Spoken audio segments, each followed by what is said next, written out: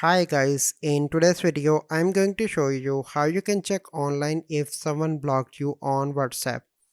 So here I am on my WhatsApp and here I'm going to search for my second WhatsApp. Okay, so this is my second WhatsApp. So now you can see I can see all the details of this WhatsApp.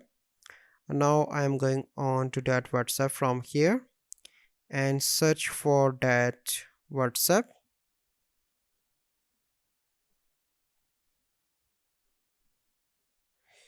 Okay, so this is uh this is my WhatsApp. Okay, so click here three dots,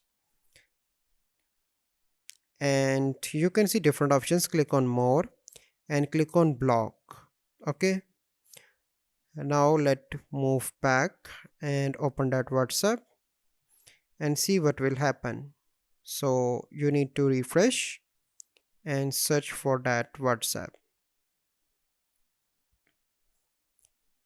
So here you can see that profile picture is now removed. Let me close this. Okay, so now you can see that there is no profile picture, and here you can see once you send that person a message you can only see a single tick and that will not turn into double tick. So this is a process that you need to follow. I hope you like this video. Make sure you subscribe to our YouTube channel. Thank you.